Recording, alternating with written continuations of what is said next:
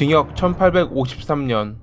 야수, 짐승이라 불린 콜롬비아의 루이스 알프레도 가라비토가 받은 형량입니다.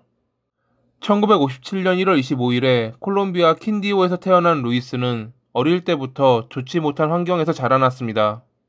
매춘부인 어머니는 항상 술을 마시면 자식들을 괴롭혔고 그 정도는 날이 갈수록 심각해져 갔습니다. 그에게 있어 그런 어머니보다 아버지가 더욱 무서운 존재였습니다.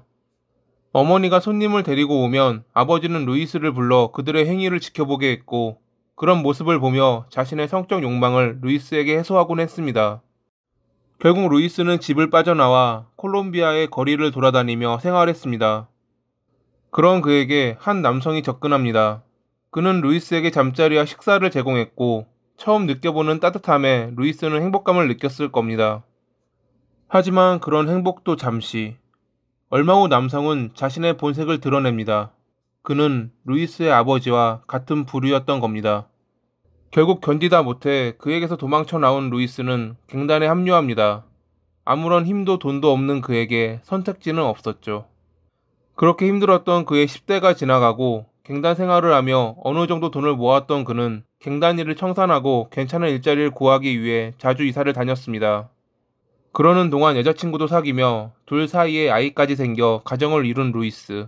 지인들은 그가 친절했지만 쉽게 분노하는 사람이었다고 기억합니다. 여자친구에게 아이를 맡기고 일자리를 얻는다는 목적으로 콜롬비아 각 지역을 떠돌아다닌 루이스는 이때부터 범행을 저지르기 시작합니다. 루이스는 피해자들의 나이, 성별, 사회적 지위를 확실히 확인한 후 범행을 저질렀습니다. 그의 피해자는 노숙자, 농민 혹은 고아였고 모두 소년이었죠. 그는 피해자들에게 접근해 돈이나 사탕으로 그들을 유혹하기도 했고 일자리를 소개시켜준다며 꾸덕이기도 했습니다. 처음에는 신뢰를 쌓는 과정을 가졌고 어느 순간부터 그들이 자신을 믿으면 아무도 오지 않을 장소로 유인을 했던 루이스. 그런 그를 따라갔던 피해자들은 하나같이 성폭행당한 뒤 죽임을 당했습니다. 1992년부터 시작된 그의 범행은 1999년에 체포되기 전까지 지속되었습니다. 지속되는 범행에서 그는 한 가지 실수를 합니다. 안경을 범행 장소에 흘리고 도망친 겁니다. 후에 이것은 그가 체포되는데 결정적인 역할을 했습니다.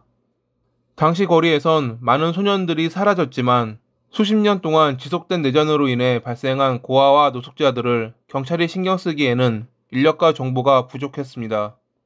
하지만 이러한 범죄가 계속되면 소문은 나기 마련. 거리의 소년들 사이에선 짐승이 거리를 돌아다니니 조심하라는 이야기가 오갔습니다. 1999년 4월 22일 강간미수 혐의로 체포된 루이스. 경찰은 그가 피해자를 죽일 의도로 보였다는 신고자의 말에 주목합니다. 루이스를 신문하던 경찰은 그가 특정 연령대의 남성에게서만 발견되는 눈 질환이 있고 이를 해결하기 위해 독특한 형식의 안경을 쓰고 있다는 것을 알아차렸습니다.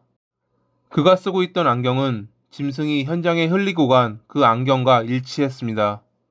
DNA 분석 결과 루이스가 짐승이라는 것이 밝혀졌고 그는 자신이 300명을 살해했다 주장했지만 검찰은 그를 172명을 살해한 혐의로 기소했습니다. 그중 138건에 대해 유죄 판결을 받은 그는 콜롬비아 역사상 가장 긴 형벌인 1853년형을 선고받습니다.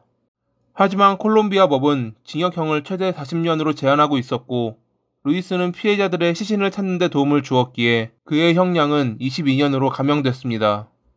많은 시민들이 그가 석방될 수 있다는 현실에 불안해했고 그가 저지른 범죄에 대한 엄중한 처벌이 필요하다며 대법원에 청원서를 보냈습니다.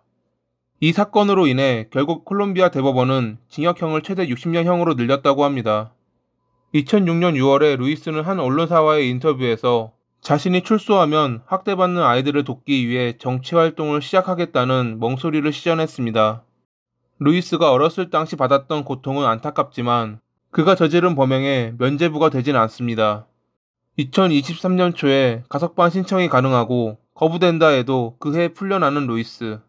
짐승이 사회에 풀려난다면 콜롬비아에서는 또 다른 피바람이 불지 모르겠습니다.